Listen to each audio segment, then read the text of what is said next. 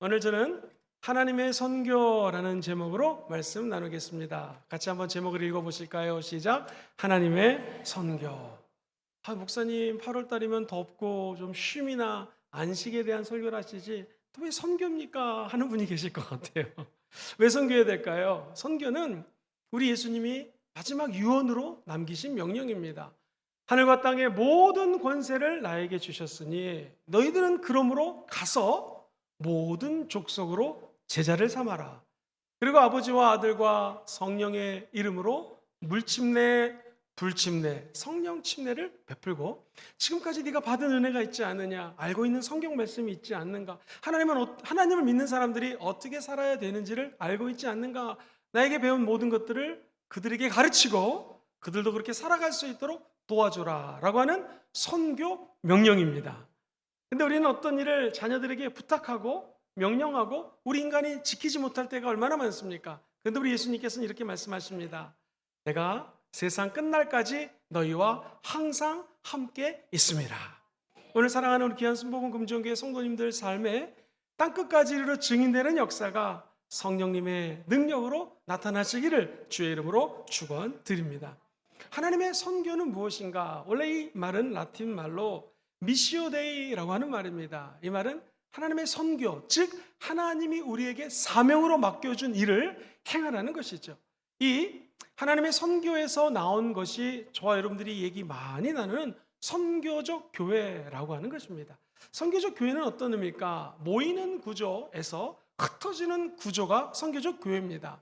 모여서 은혜 받는 것도 중요하지만 흩어져서 전도하고 예수님을 증거하는 것이죠. 선교적 교회 하면 이게 어려운 것이 아니라 쉽게 이렇게 생각할 수가 있습니다. 이번에 우리 중고등부 수련회가 큰 은혜 가운데 하나님의 역사가 많이 일어났습니다. 어저께도 제가 말씀을 준비하다가 늦게 집에 가는데 중고생들이 축구하고 모여서 막 간증을 하는 거예요.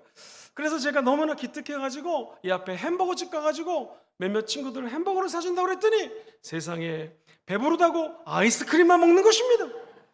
우리 청소년들은 일반 콜라를 먹지 않습니다. 제로 콜라를 마시십니다. 근데 한 자매가 이런 얘기를 하는 거예요. 목사님 수련회 가서 은혜를 참 많이 받았는데 수련회 가서 하나님이 비전을 주셨습니다. 힘들고 어렵고 소외당한 사람들을 보면 자기 마음이 너무나 아파서 앞으로 나는 그렇게 외롭고 힘들고 낮은 사람을 위해서 살기를 원합니다 하는데 제가 큰 감동을 받았어요. 선교적인 삶이란 무엇인가? 꼭 선교사가 되어서 아프리카, 멕시코 이런 데 나가는 것을 의미하지 않습니다. 선교사의 삶이라고 하는 것은 삶의 현장에서 힘들고 어렵고 예수 믿지 않는 사람들이 눈에 들어오는 것이죠.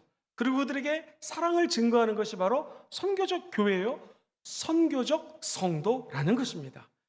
성경에 보면 하나님의 부르심에는 후회함이 없다고 얘기를 합니다. 하나님이 우리에게 부어주신 은사는 하나님이 부어주셨기 때문에 후회함이 없습니다. 목사님 이게 도대체 무슨 말입니까? 하나님이 저와 여러분들을 부르셔서 오늘 이 자리에 와서 예배드리는 거 믿으시면 아멘 해볼까요? 이 말은 하나님은 불변하다라는 거예요. 하나님은 변하지 않습니다. 우리 인간은 이 사람이 좋았다가 또 저 사람이 좋았다가 변할 수 있습니다. 근데 우리 주님은 결코 변하지 않습니다. 하나님의 부르심은 후회하심이 없다는 것은 변하지 않는 하나님이 저와 여러분들을 일방적으로 선택해 주셨다는 것입니다. 우리 인간의 공로로 하나님의 자녀가 된 것이 아니라 하나님이 저와 여러분들을 선택해 주셔서 그 부르심에는 후회함이 없고 영원히 하나님과 동행한다는 것입니다. 나아가 하나님의 은혜는 한 번 택하셨으면 지속적으로 천국 갈 때까지 저와 여러분들을 지켜주시고 보호해 주시고 인도해 주신다는 것입니다. 목사님, 하나님의 선교는 무엇입니까? 첫 번째, 하나님의 부르심입니다. 하나님이 부르셔서 저와 여러분들을 하나님의 자녀 삼아 주셨죠.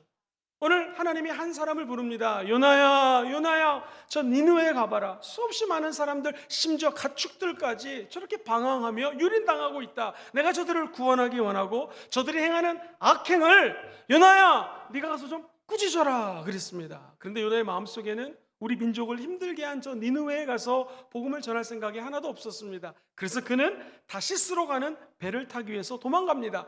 배를 타고 가다가 풍랑을 만납니다. 태풍이 몰아쳤습니다. 사람들이 제비를 뽑아서 도대체 누구 때문인가 했더니 딱 요나가 걸렸습니다.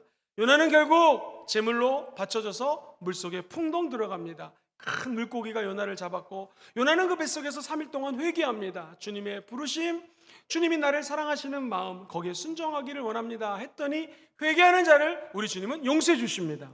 물고기가 뱉었고 그는 니느웨에 가서 사명을 감당하게 됩니다.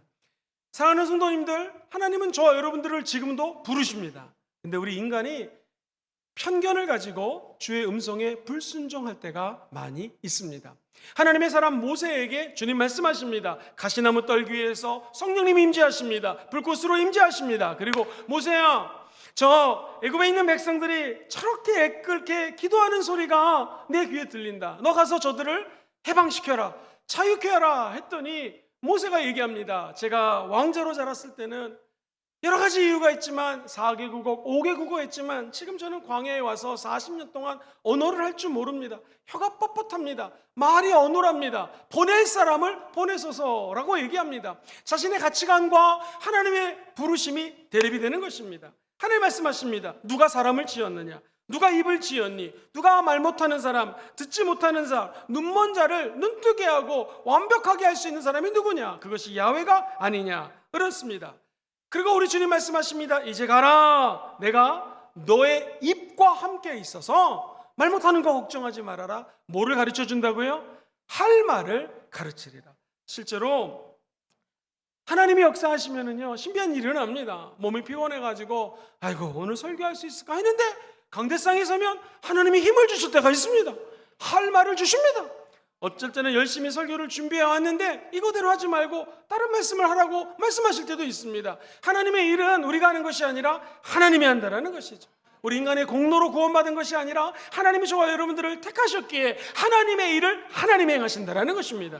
그런데도 모세는 그 다음에 뭐라고 얘기하냐면 오 주여 보낼 만한 자를 보내소서. 저는 갈 사람이 아니라는 것입니다. 사랑하는 성도님들, 이게 요나의 얘기, 모세의 얘기뿐만이 아닙니다. 저와 여러분들의 얘기라는 것이죠. 하나님이 말씀하시면 순종하는 것, 하나님이 가장 기뻐하십니다. 내 마음속에 있는 생각과 하나님의 생각이 다르다고 거부하지 마시고 주님의 길을 따라가시기를 주의 이름으로 축원드립니다. 호주에서 목회하시는 한 목사님이 운전을 하시다가 호주는 기도원에 갔다 오는 길에 수많은 나무들이 있습니다. 그래서 목사님이 사과를 먹다가 저 나무에게 거름이 될까 해가지고 다 사과를 먹고 거름 주는 마음으로 밖에 던졌습니다. 운전을 해서 10분 이상 가는데 하나님 말씀하십니다. 너 그거 왜 던졌니? 가서 다시 주워라. 10분이 넘게 달려왔습니다. 근데 자꾸 목사님이 그 음성이 들리니까 차를 유턴해가지고 가가지고 세상에 그 넓은 호주 나무를 뒤져가지고 사과를 찾았습니다. 그리고 차에 타서 다시 운전해서 집으로 오는데 너무 마음이 기쁘다라는 것입니다. 하나님의 음성을 듣고 이 사과 먹던 것을 다시 주워서 가는데 하나님 감사합니다. 찬양을 드리고 왔다라는 거예요. 부교육자입니다. 기름값이 아깝고 제일 중요한 건 시간이 아깝지 않겠습니까? 하나님의 음성을 듣고 순종하는 곳에는 손해보는 것 같지만 기쁨이 있습니다. 하나님의 부르심에는 후회함이 없고 하나님이 시키시는 일에는 반드시 이유가 있다라는 것이죠. 성경은 얘기합니다. 너의 생각이 있고 하나님의 생각이 있는데 이렇게 말씀하십니다. 내 생각이 너희의 생각하고 다르며 내 길은 너희의 길과 다름이니라. 야훼의 말씀이니라. 9절 같이 한번 읽어볼까요? 시작. 이는 하늘이 땅보다 높음같이 내 길은 너희의 길보다 높으며 내 생각은 너희의 생각보다 높음이니라. 할렐루야. 쉬운 성경 읽어드립니다. 내 생각은 너희 생각과 다르며 내 길은 너희 길과 다르다. 야훼의 말씀이다. 같이 읽어보죠. 시작. 하늘이 땅보다 높음같이 내 길은 너희 길보다 높으며 내 생각은 너희의 생각보다 높다. 할렐루야. 사랑하는 성도님들, 하나님의 생각이 높기 때문에 하나님의 길이 더 위대하기 때문에 우리는 하나님의 음성을 듣고 그저 따라가는 것이죠. 요즘에 화장품을 한번 사러 이렇게 구경을 갔습니다. 그랬더니 세상에 화장품 가격이 왜 이렇게 비싼죠? 저 비싼 걸 얼굴에 덕지덕지 바른다고 아름다워질까? 라는 생각이 들었습니다. 물론 아름다워지시겠죠. 근데 성경에서 얘기하는 진짜 아름다움은 무엇일까요? 로마서는 이야기합니다. 10장 13절 이하에 누구든지 주의 이름을 부르는 자는 구원을 받으리라. 그런즉 그들이 믿지 아니하는 이를 어찌 부르리요? 듣지도 못한 이를 어찌 믿으리요? 전파하는 자가 없이 어찌 들으리요? 진짜 아름다움은 무엇입니까? 시작. 보내심을 받지 아니하였으면 어찌 전파하리요? 기록된 바 아름답도다. 좋은 소식을 전하는 자들의 발이여 함과 같으니라. 아름다운 것은 좋은 소식, 굿뉴스를 증거하는 발걸음입니다. 진짜 아름다움은 하나님의 뜻을 맞춰서 하나님이 원하시는 것을 이루어드리는 것이 가장 큰 아름다움이라는 것이죠. 하나님은 우리를 부르십니다. 그리고 말씀하십니다. 그 말씀을 요나처럼 도망가지 마시고 순종해서 아름다운 발걸음을 옮기시는 여러분 되시기를 주의 이름으로 축원드립니다. 구원은 하나님 손에 달려 있습니다. 그리고 하나님은 그 구원을 반드시 이루십니다. 요나가 회개하고 니느웨에 가서 복음을 증거하기 시작합니다. 수많은 사람들이 회개하기 시작합니다. 더 놀라운 것은 왕도 회개합니다. 저 선지자의 말을 듣고 우리가 회개해야 된다라는 것이죠. 구원은 인간의 뜻대로 되는 것이 아니라 하나님의 능력으로 되는 것입니다. 우리는 하나님이 시키시는 일을 행하면 된다라는 것이죠. 사랑하는 성도님들, 주님은 우리 생각과 틀리 하나님이 택한 자들이 구원받기를 원합니다. 디모데전서 2장 3절 이하에 보면 이런 말씀이 나옵니다. 이것이 우리 구주 하나님 앞에 선하고 받으실 만한 것이니 하나님은 모든 사람이 구원을 받으며 진리를 아는 데 이르시기를 원하노라. 하나님은 모든 사람이 구원받기를 원합니다. 그리고 진리 예수 그리스도를 받기를 모셔드리 간절히 원한다라는 것이죠. 우리가 해야 될 일은 무엇입니까? 하나님, 구원은 하나님께 있사오니 우리 입을 열어서 예수님 자랑하게 도와 주시옵소서. 이사야 55장 7절에는 이런 말씀이 나옵니다. 악인은 그의 길을, 불의한 자는 그의 생각을 버리고 어디로 돌아오라? 야훼께로 돌아오라. 그리하면 우리 하나님이 어떻게 여기신다고요? 긍휼히 여기신다라는 거예요. 하나님께로 돌아오면 긍휼히 여겨주십니다. 우리 하나님께로 돌아오라. 그가 너를 너그럽게 어떻게 하신다고요? 용서하시리라. 할렐루야. 회개하면 죄가 없어집니다. 회개하면 깨끗해집니다. 그리고 새롭게 되는 날이 오게 된다는 것이죠. 악에서 떠나서 새롭게 되는 길은 주 앞에 회개하고 주의 음성을 따라가는 길이 최고의 길인 줄 믿습니다. 그래서 하나님의 선교라는 것은 예수 그리스도를 통한 구원, 시작! 예수 그리스도를 통한 구원, 이것이 하나님의 선교입니다. 예수님은 십자가에서 죽으셨습니다. 그리고 십자가에서 부활하셨습니다. 왜 그랬을까요? 하나님의 뜻을 이루기 위함입니다. 저와 여러분, 만약 우리 예수님이 이 자리에 계십니다. 그렇다면 물어보십시오. 예수님의 꿈이 무엇입니까? 하면 이렇게 말씀하실 것입니다. 내가 모든 권세를 하나님으로부터 받았고 너에게도 줬으니 모든 족속을 제자로 삼으라는 것이죠. 하나님 아버지가 만약 이 자리에 계시다면 이렇게 말씀하실 것입니다. 하나님의 말씀, 주 야훼의 말씀이니라. 내가 어찌 악인이 죽는 것을 초국민들 기뻐하랴. 그가 돌이켜 그 길에서 떠나 사는 것을 어찌 기뻐하지 아니겠는가? 여러분, 쉬운 성경을 한번 읽어보겠습니다. 나는 악한 사람이 죽는 것을 즐거워하지 않는다. 나 주 야훼의 말이다. 나는 그가 그 악한 길에서 돌아서서 어떻게 하기를 원해요? 살기를 바란다는 거예요. 우리 예수님은 저 여러분들에게 예수 그리스도의 십자가를 통하여 살아나기를 원하십니다. 부활하기를 원하십니다. 예수님이 부활하시고 하늘로 올라가십니다. 성령을 보내주셔서 교회가 세워졌습니다. 교회의 역할은 무엇일까요? 믿지 않는 영혼들이 하나님께로 나아가는 다리를 만들어주는 것입니다. 하나님의 선교에 참여하고 복음을 세상에 증거하고 사랑을 실천하는 것이 교회의 역할인 줄 믿습니다. 이것이 소위 말하는 선교적 교회라는 것이죠. 모든 민족을 향한 사명을 이루게 되는 우리 교회가 되기를 주의 이름으로 소망합니다. 하나님이 저와 여러분들을 부르셨습니다. 이 부르심에는 후회가 없습니다. 우리는 그저 하나님 말씀에 순종하며 구원을 이루시는 하나님만 바라볼 때 참된 앞길이 열리게 될 줄 믿습니다.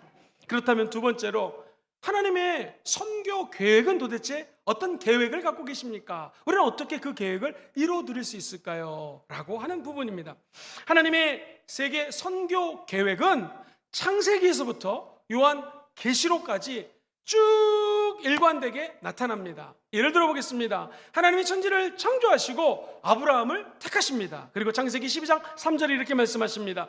너를 축복하는 자에게는 내가 복을 내리고 너를 저주하는 자에게는 내가 저주하리니. 그 다음부터 같이 읽어볼까요? 시작. 땅의 모든 족속이 너로 말미암아 복을 얻을 것이라 하신지라. 할렐루야. 너는 친척 아버지 본토를 떠나라. 그리고 내가 명령하는 곳으로 가라. 선교사로 파송하는 것이죠. 그러면 네가 복이 될지어다. 아브라함이 복입니다.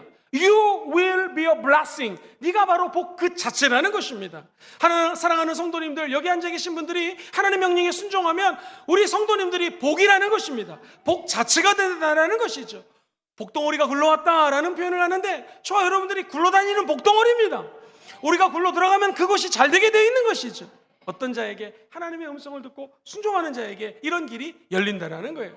그래서 창세기부터 네가 가는 곳마다 밟는 곳마다 하나님의 축복이 너로 인하여 임하게 될 것이다 라고 아브라함을 파송합니다. 그는 순종해서 믿음의 여정을 떠나게 되는 것이죠. 그리고 우리 예수님이 이 땅에 오셨습니다. 우리 주님 말씀하시기를 내가 아버지께로 가는 것이 유익이라. 내가 가면 너희에게 보혜사 성령을 보내주신다고 약속하셨습니다. 우리 주님이 십자가에서 죽고 부활하셔서 성령님이 우리 가운데 임재해 주시는 것이죠. 그리고 교회가 세워졌습니다. 우리 주님께서 반석 위에 교회를 세우시고 그 교회가 하는 일이 무엇인가? 일파만파 예수 그리스도의 사랑을 증거하는 것이죠. 오늘 2024년 우리 순복음 금정교회에 맡겨진 사명이 무엇인가? 초대교회에 일어났던 모든 성령의 역사가 우리 교회에도 일어나게 될 줄 믿습니다. 그리고 주님 다시 오시는 날을 기대하며 예배자로 서는 것이죠. 목사님 선교해가지고 이 많은 사람들이 예수를 믿으면 결국 종국적인 목표가 무엇입니까? 라고 한다면 그것은 요한계시록에 적혀져 있습니다. 우리 주님이 원하시는 꿈은 무엇인가? 모든 열방이, 모든 나라가 주님을 경배하는 것입니다. 요한계시록 7장 9절로 10절 말씀을 같이 한번 읽어볼게요. 시작. 이일 후에 내가 보니 큰 나라와 족속과 백석과 방언에서 아무도 능히 셀 수 없는 큰 무리가 나와 흰옷을 입고 손에 종려가지를 들고 보좌 앞과 어린 양 앞에 서서 큰 소리로 외쳐 이르되 구원하심이 보좌에 앉으신 우리 하나님과 어린 양에게 있도다 하니. 할렐루야. 모든 족속과 백성과 방백이라는 것은 잃어버린 영혼들이 전 세계에서 모여서 천국에서 하나님을 경배하고 찬양하는 예배자가 된다는 것입니다. 그 예배의 가사가 무엇입니까? 주된 메시지가 무엇입니까? 구원하심이 보좌에 앉으신. 그 다음에 뭐예요? 우리 하나님과 어린 양께 있도다. 우리 하나님과 어린 양께 구원하심이 있다는 것을 입술로 선포하는 것이죠. 이 하나님의 선교가 우리 삶에 이루어지게 되기를 주의 이름으로 축원합니다. 주님은 사람을 부르셨습니다. 그리고 복이다라고 말씀하십니다. 그리고 그 복됨을 증거하라고 말씀하십니다. 예수님도 내가 죽고 부활하여 성령을 보내줌으로 말미암아 성령의 사람들이 수많은 영혼들에게 복을 나눠주라고 말씀하십니다. 하나님의 선교 계획은 창세기부터 계시록까지 예배자로 세우는 것이 하나님의 뜻인 줄 믿습니다. 목사님, 그럼 우리는 하나님의 계획을 어떻게 이루어드릴 수 있을까요? 두 가지입니다. 먼저 하나님의 자비와 긍휼을 배워야 합니다. 시작. 하나님의 자비와 긍휼을 배워야 합니다. 요나는 하나님의 자비를 이해하지 못했습니다. 어찌 저런 우리 민족을 괴롭히는 자들에게 은혜를 주십니까? 그러나 하나님은 모든 사람들에게 자비를 베풀었습니다. 사실 일본이라고 하는 나라는 우리나라 옆에 있지만 36년 동안 우리나라를 힘들게 했던 나라입니다. 그래서 일본 복음화 천만 구령 운동, 조용히 목사님이 늘 외치던 말씀인데요, 그것이 쉽지가 않습니다. 일본 사람 보면 개인적으로 만나면 너무나 사랑스럽고 배울 게 많지만 아직도 우리 마음속에는 한이 담겨져 있는 것 같습니다. 그런데 우리 하나님은 일본도 사랑하신다는 것입니다. 중국도 사랑하신다는, 호주도 사랑하시고 전 세계 모든 열방의 영혼을 사랑한다는 것입니다. 우리가 해야 될 것은 요나처럼 하나님의 뜻을 잘못 이해하는 것이 아니라 내 편견과 가치관이 아닌 하나님의 뜻을 따라갈 때 하나님의 길이 열리게 된다는 것이죠. 하나님은 지금도 많은 사람들을 사랑하고 용서하시기를 원합니다. 혹시 주변에 용서하기 힘든 사람이 있습니까? 너무나 여러분을 괴롭히는 사람이 있습니까? 그분을 용서하시기를 주의 이름으로 축원드립니다. 하나님은 뜻을 돌이켜서 니느웨에 내리기로 한 재앙을 내리지 아니하시고 평강과 사랑과 소망을 주십니다. 사랑하는 성도님들, 한 젊은이가 의사 선생님 되려고 의대를 졸업했습니다. 근데 주님이 느닷없이 중국으로 선교사를 가라고 합니다. 그는 순종해서 1853년 드디어 중국 선교를 떠납니다. 아시겠지만 중국이건 호주건 어떤 나라건 해안가나 강변 중심으로 도시가 형성됩니다. 그런데 이 젊은이 허드슨 테일러는 깊고 깊은 내륙으로 들어갑니다. 병이 많습니다. 의사 선생님도 많지 않습니다. 언어가 힘듭니다. 먹는 게 틀립니다. 우리나라에도 선교사님들이 와가지고 처음부터 복음을 증거할 때 된장에 간장에 고추장에 이런 거를 먹다가 생전 처음 먹는 것이 발효식품이 들어오다 보니 그 독으로 죽은 사람들도 굉장히 많았습니다. 이 선교사님 너무나 힘든 가운데 어려움 가운데 복음 증거합니다. 그리고 깊은 산골로 들어갑니다. 시골 마을에서 할아버지 한 분을 전도했습니다. 할아버지 말씀 들어보세요. 선교사님, 내가 예수님 믿기 전에는 마음이 너무나 허하고 빈 마음이었는데 예수님이라는 분을 믿고 났더니 내 마음이 뭔가에 의해서 채워졌습니다. 아마 예수님이 내 안에 들어오신 것 같고 성령님과 함께 사는 것 같습니다. 그랬더니 목사님이 무릎을 꿇고 하나님께 감사 기도를 드렸다라는 것이죠.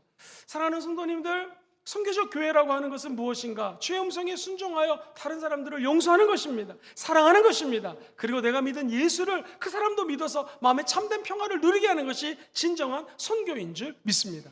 이분이 귀국을 했습니다. 수없이 많은 선교사 후배들이 이제 우리도 중국에 가서 선교하겠습니다. 허드슨 테일러 선교사님이 물어봅니다. 자네는 왜 중국에 가서 선교하려고 하는가? 이 선교회에는 저 중국 땅을 복음화시킬 수 있는 방법이 없습니다. 복음만이 살 길입니다. 내가 젊습니다. 최선을 다해서 복음 증거하길 원합니다. 그랬더니 허드슨 테일러 목사님이 말씀하십니다. 그렇게 하다가는 지친다고. 아니 그럼 선교사님은 왜 중국에 갔습니까? 했을 때 유명한 말씀을 남기셨습니다. 나는 중국 사람을 그냥 사랑합니다. 선교는 사랑입니다. 여러분과 제가 아프리카에 남미에 힘든 나라에 가지 않아도 좋습니다. 잃어버린 영혼들을 사랑하는 것이 선교의 시작입니다. 하나님의 선교는 하나님이 나의 수없이 많은 죄를 용서해 주셨다면 내 주변에 있는 사람들도 용서해 준다라는 사랑으로부터 선교가 시작이 됩니다. 성경은 이야기합니다. 요나서 오늘 본문에 보니 이런 말씀이 나와요. 또 하나님, 내가 너무나 힘들고 어려워서 더운데 박농쿨을 이렇게 쭉 열매 맺게 해주셔서 시원하게 잘 지냈는데 내가 그렇게 아끼던 박농쿨을 왜 또 거둬가십니까? 했었을 때 4장 10절 이하에 이렇게 말씀을 하십니다. 야훼께서 이르시되 네가 수고도 아니했고 재배도 아니했고 하룻밤에 났다가 하룻밤에 말라버린 이 박농쿨을 그렇게 아꼈거늘 하물며 이 큰 성읍 니느웨에는 저울을 분별하지 못하는 자가 12만 명이에요. 가축도 많이 있나니 내가 어찌 아끼지 아니하겠는가? 좌우를 분별하지 못한다는 것은요, 우리 주님을 모르고 죄 가운데 사는 사람들이 12만 명이라는 것입니다. 좌우를 분별하지 못한다는 것은 내가 왜 살며 어디에서 왔고 어디로 가는지 모르는 사람들이 있다는 것입니다. 좌우를 분별하지 못한다는 것은 눈으로 볼 때는 이 사람들이 멋있지만 이 사람들을 따라가봤자 거기는 구원이 없습니다. 하나님을 알지 못하는 자를 따라가지 말고 하나님을 아는 길을 따라가라는 하나님의 안타까운 사랑의 메시지가 담겨져 있는 것입니다. 우리 주님은 죄를 미워하십니다. 죄 짓지 않기를 주의 이름으로 축원드립니다. 그러나 우리 주님은 죄인을 사랑하십니다. 그래서 저를 포함해서 여기 있는 모든 분들이 죄인이었는데 죄인을 사랑하신 하나님 때문에 이 자리에 모여 예배드리는 줄 믿습니다. 선교는 나를 사랑하시고 나를 용서하신 하나님의 은혜에 감사하여 그 사랑을 증거하는 것이 바로 선교라는 것이죠. 하나님은 니느웨 사람들에 대한 자비를 설명합니다. 사랑을 설명합니다. 그리고 그들의 회개를 보시고 구원해 주시는 것이죠. 저와 여러분들도 에베소서 나오는 말씀처럼 끝까지 주변 사람들을 사랑하고 긍휼히 여기기를 주의 이름으로 축원드립니다. 4장 32절에 서로 친절하게 하며 어떻게 여겨요? 불쌍히 여기며 서로 용서하기를 하나님이 그리스도 안에서 너희를 용서하심과 같이 용서하라는 것입니다. 친절하고 불쌍히 여기고 서로를 용서하라는 것이죠. 고등학교 한 자매가 은혜 받고 나니 나보다 힘든 사람들, 어려운 사람들이 눈에 보이는 것처럼 참된 은혜는 무엇인가? 하나님의 잃어버린 영혼들을 향한 긍휼히 여기는 생각을 갖게 되는 것입니다. 누가 누구에게 불만이 있을 수 있습니다. 그러면 서로 용납하고 피차 용서하라는 것입니다. 주님이 용서하신 것처럼 너희도 용서하시라는 것이죠. 이 말씀이 너무나 때로는 무게감 있게 다가올 때가 있습니다. 마태복음 6장 14절 이하에는 이렇게 말씀하세요. 너희가 사람의 잘못을 용서하면 너희 하늘 아버지께서도 너희의 잘못을 용서해 주신다는 것입니다. 15절 시작. 너희가 사람의 잘못을 용서하지 아니하면 너희 아버지께서도 너의 잘못을 용서하지 아니한다라. 이 세상에 잘못하지 않는 사람들이 어디 있겠습니까? 다 실수하고 실패하고 연약하여 넘어집니다. 주님은 나를 용서했듯이 주변의 사람들을 용서하는 것이 바로 선교의 시작이라는 것입니다. 두 번째로 하나님이 원하시는 것은 지속적으로 기도하기를 원하십니다. 하나님의 선교는 성령님과 동행할 때 이루어지는 것이죠. 아까 제가 이런 말씀을 드렸습니다.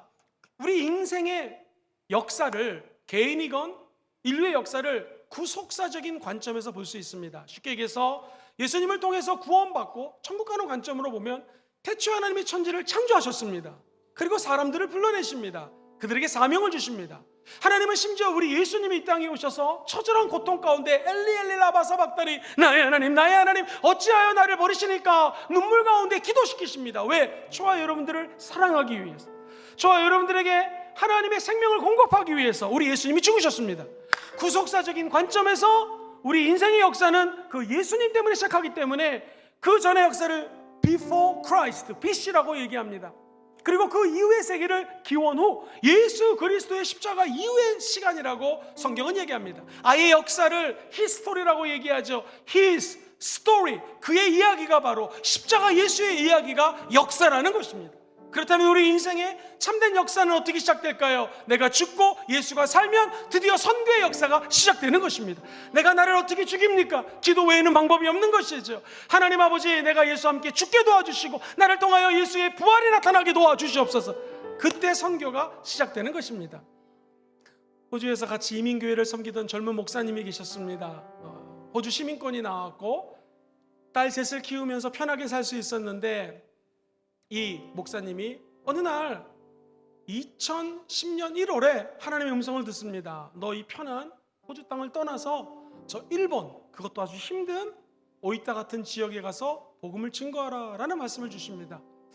이 부목사님이 담임 목사님을 찾아갔습니다. 정우성 목사님, 정벌 목사님으로 알려진 시드니 순복음교회 목사님이 계속되는 그 음성에 부교육자 얘기를 듣고 그럼 한번 가봐라 하면서 비행기 티켓을 끊어주셨습니다. 이 젊은 목사님이 일본에 갔더니 오이타의 라 목사님이란 분이 84세신데 은퇴를 준비하면서 후임자를 찾다가 못 찾았습니다.